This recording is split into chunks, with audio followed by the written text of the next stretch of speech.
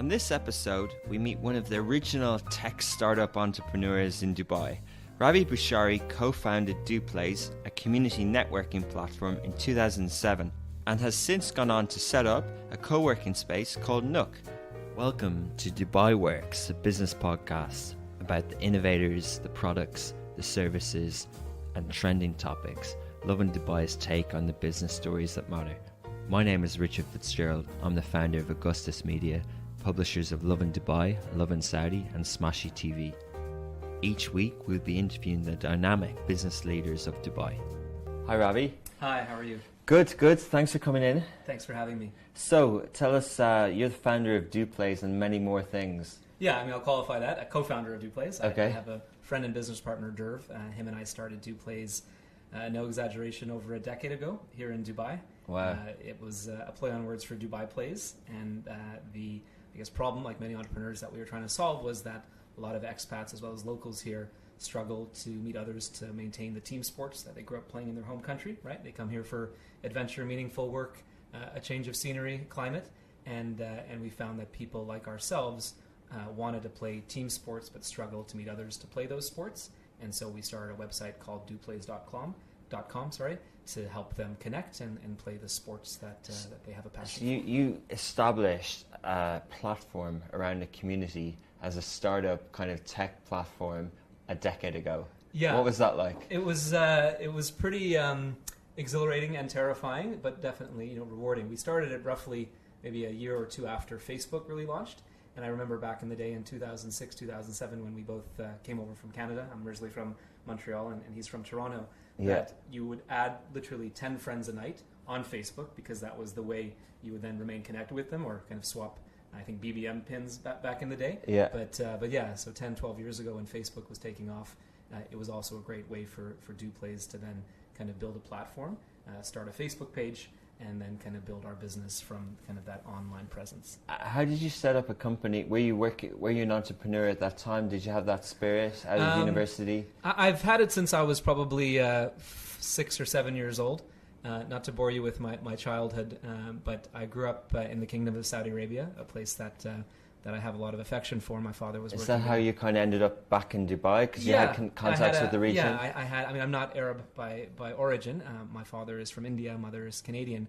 But I've always had an affinity and a likeness for the Middle East, having grown up in the Kingdom for 14 years before going back to Montreal and Toronto for high school and university. And back in sort of 2004, 2005, Dubai was doing some amazing projects. I remember watching something, I think, on the Learning Channel or on Discovery Channel about the original Dubai Marina and that being dredged and built. Oh, wow. And really Dubai at that time. You found that inspiring. My interest. And when I finished my MBA in Toronto, most of my friends were off to work on Bay Street or Wall Street or work for a big company. And I thought, you know what, why not move to Dubai, give myself 30 days, network my little butt off, and see if I could find something interesting here to do. And that's how I came to Dubai. What was the pickup and traction like on DoPlays? Was it immediate success? Did it take a few years? It didn't take a few years per se, but the first night that we organized a social sport, we organized Ultimate Frisbee on the now defunct Metropolitan Hotel softball field. So those that have been around for They've at least rebuilt that one though. They have. So that no probably, softball pitch. No, now the beautiful Dubai Canal, right? Yeah. But back in the day, if you looked on Google Earth, you would see this canal kind of meandering its way through Business Bay and then stopping, and our fields then being there. So it was probably the most expensive, valuable piece of grass in the world at the time. And we know we had sort of a limited life there. But that's where we started, Ultimate Frisbee. And it started on an evening probably with about 5 or 10 of our friends and a couple strangers, and kind of grew from there. But really the thing we were keying in on is the fact that a lot of, again, people that move here are looking to meet others, to play the sports that they have a passion for, and how do you do that? And so we started DoPlays as a online platform or aggregator to connect these very disconnected groups of like-minded people that wanted to play team sports and meet others in a non-traditional, non-hotel, non-shisha, non-venue setting. So basically you connected did you organize the leagues? Did you connect the venue with the community? Yeah, so we did the full service. We weren't just almost like LinkedIn where we just had a website to connect people. We ran kind of through the full, actualization of finding the facility, hiring the referees, putting together the rosters or fixtures, the schedule, and then organizing it. And so people could then just show up with their cleats or their running shoes and play the sports that they wanted to play. So obviously in the last 10 years there's been a lot more venues, there's a lot more people, a lot more sports being played. What's the journey of Do Plays from then until now, and kind of where are you now?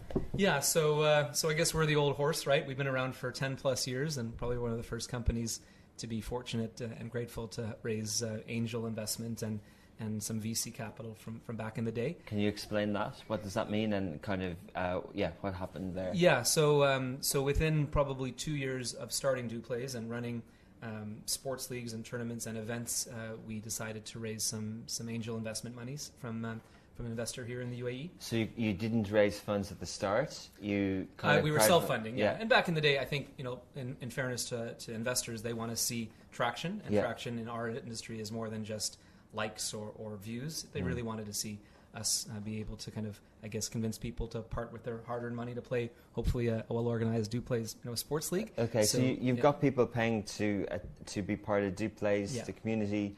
You pitch this to some investors, and they come in an angel round. Correct. And then subsequently, we've raised some other capital in subsequent years. Today, Do Plays is still a platform. The complexion of our business has changed from us really focusing on to organize these sports to enabling others to organize through something that we've built called Nook, which is the region's first licensed co-working space here in the DMCC at 1JLT, focused on sports, health, fitness, wellness, lifestyle, events, entrepreneurs, and I can tell you a bit more about that. So NOOK is Nook, and that's kind of part of the same company as Do Plays? So we have outside investors, but Do Plays is also part of the cap table and one of the partners, I guess, strategic in that business. But is it a bit like WeWork, or in Dubai we've got a few other co-working spaces, and obviously in DMCC there's Astrolabs. Is it similar? It's similar but different. I think probably Astrolabs is the best analogy. Obviously they focus on more tech-based businesses, where we're focused mostly on lifestyle, sports, health, fitness, wellness-based businesses. But similar to Astrolabs, we both are licensed here in the DMCC, and I think one important distinction of us versus maybe others are that we work closely with the DMCC Free Zone here and the Regular Authority to enable businesses here to have discounted, affordable trade licenses, not just a pretty workspace. Interesting. And so other ones don't have. Ahmed bin Salem, the chairman of the DMCC, was on this podcast as well. Is that something that he's encouraged? 100%. So Do Plays has been a tenant of the DMCC here for the last 9 years or so. And I was fortunate to be able to meet with Ahmed a couple of times. And about 2 years ago, I kind of pitched him this idea that wouldn't it be great if other businesses like Do Plays, right, that have winning seasons, losing seasons, right, you go through both as an entrepreneur, could set up in the DMCC and have a more agile, affordable way of being properly licensed. And he enabled that to happen. What about, when I think of sports, lifestyle businesses, forgive me, but a lot of my examples would come to PT trainers, influencers, wellness and things like that. Are they the types of companies that you're attracting at Nook? Yeah, we are. I mean, with all due respect to businesses that scale, many businesses in sports, health, fitness, wellness, lifestyle are not designed to scale because it's that person or that entrepreneur that is the owner-operator. So that's actually who we're focusing on, are businesses that need a more affordable, like I said, agile way of starting a business and sustaining their business. So we kind of stitch together both a subsidized DMCC Dubai trade license in addition to a co-working desk that you can pay monthly in order to pass on those savings to these entrepreneurs and ones that need kind of a lower cost base to start and sustain their business. Okay, so they're getting a subsidized license and cheap enough office space and amenities for meetings and things like that. And that office space is needed because you need that Ajari, right, that tenancy contract, as part of one of the unique elements to starting a business here in the UAE. And what incident, I think you kind of mentioned it before, but how do you see the kind of trends in the fitness industry in this market, both in terms of Nook and Do Plays as well? Yeah, I mean, this is an amazing country, right? An amazing city in this country, and you have so many talented people here that are in that sector, right? In that industry. So for us, the fact that we can help enable these talents to stay here is I think important and rewarding. And I know there is a Ministry of Happiness, right? So we kind of tie in also nicely to some of the things and themes that the government here is trying to promote. I think, not to get too philosophical or academic, or if I think back to my one class in HR and my MBA in Toronto was Maslow's hierarchy of needs. So after food, shelter, water, better ways of getting around Dubai, people want to be fulfilled. And so I think we operate and kind of fit in a really nice niche because many of the businesses that are set up at Nook focus on nutrition and health and happiness and weight loss We have a couple doula or childbirthing companies to help new mums kind of go through that, amazing experience. I'm a new father, 2 months, 2 weeks on. And you look so well rested for a new father. Well, this is a podcast probably by design, right? So you don't see the bags under my eyes, but or my kind of 5-week growth. But yeah, for us, I think it's really important that we're enabling really talented people that already live in Dubai to start their business, or people that have considered moving to Dubai but haven't because maybe it's been a bit cost prohibitive, to come via the DMCC and via Nook, and hopefully we have this welcoming, supportive workspace for them to collaborate with other like-minded entrepreneurs. So when I think of co-working spaces and online platforms, I think of a lot of money and a lot of ecosystem and maybe Silicon Valley and this type of stuff, or New York. How has it been possible to not once but twice set up a company and initiative in Dubai? And, would you encourage other people to do it? I mean, entrepreneurship is a very personal decision, right? And with respect to people maybe that don't want to start their own business, I think every person that moves to Dubai is an entrepreneur, whether you have your own business or work for someone else, because you're taking that risk. You're leaving your comfort zone. You're leaving your friends and your family. And I always say here, the friends you make become your surrogate family. And that's one of the reasons we wanted to set up Duplays as a way for others to meet people that would hopefully become their lasting friends. Side note, someone actually proposed on the home plate of our softball fields through Duplays. So they met through the Duplays co-ed softball league. We should have written about that in Love in Dubai. It's a good story. And I don't know if we still have it on film, but kind of amazing, right? Yeah. That through something as simple as connecting people to play sports, that really amazing things happen. Yeah, nice. But in terms of entrepreneurship and, I don't know if it's nature or nurture. I think being an entrepreneur is a highly personal thing. And I just happen to want to do that because I find it more fulfilling in my own personal experience. And you seem to be, coming up with different ideas. Is that something that, do you have any more ideas? Are you going to be constantly starting new companies? I'm definitely, as my friends and business partner would attest to, an ideas person. Yeah. I'm not always the greatest executor, so that's one of my many weaknesses. But I'm naturally observant, right? Dubai is home and will be home. And for me, this is a really exciting place to be based because there's so much potential, and you're not that far separated from almost anyone in the UAE if you can hustle to figure out a way of meeting that person that maybe will help you achieve something. So for me, my next focus, or our next focus, I should say, with Duplays is to build Dubai's long overdue first proper, true community indoor sports facility. It's a mouthful, but effectively a community sports center so people can come and play football, basketball, netball, beach volleyball, kind of like year-round. The sports world that happens for the summer. Exactly, which is amazing right now. Which is amazing, it's its 7th year and is obviously under the patronage of His Highness Sheikh Hamdan. It's an amazing space for 2.5 months. Obviously, it goes back to being then the natural home of Jitex and Cityscape and other events during the year.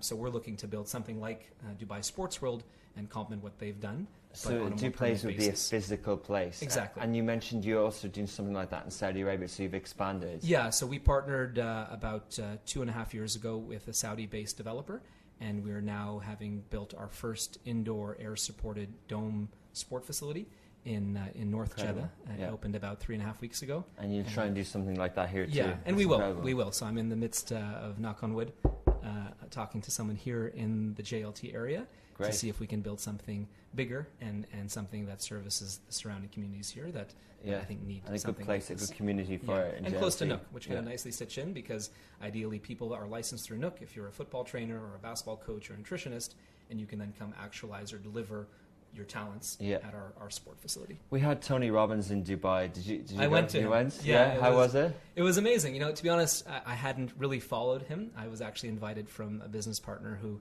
kindly paid for my ticket. But good, because they're pricey tickets. Yeah. It was a big event. There was a lot to it. A lot to it. Beautiful arena. First time I'd been to the Coke Arena. But I think one thing that really kind of stuck with me with what he said, amongst many things, is he's like, and he kind of used Dubai as an example of this. He's like, Dubai is Dubai not because of its resources, but because of its resourcefulness. And he tried to kind of parlay that into kind of how you can apply that kind of concept to your professional development or personal development. Yeah. And I think that's really true, right? I think entrepreneurs have to rely on their resourcefulness to start, not their resources, until maybe they raise money or hire people. And so that really resonated with me, and I think it was very on point. And, I was bringing him up really because he's linked to kind of motivating people at all times, but also when they're in difficult times. Mm-hmm. Has there been a point for you where you kind of needed extra support, and how's kind of that happened, and what were the challenges?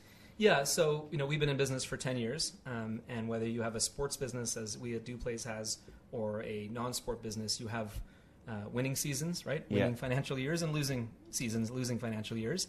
And in 10 years of being in business, we definitely, hand on heart, have had both.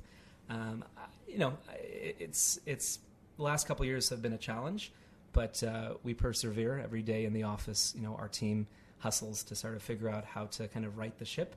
The sport facility that we're hoping to build, that we hope to have open to kind of coincide with the end of next summer, hopefully will be a way for us to kind of continue to build DoPlays and to provide some stability to our own business. Amazing. Good note to finish on, positive for the future, and 100%. we look forward to following your story. Thanks, Ravi. Okay, thanks for having me.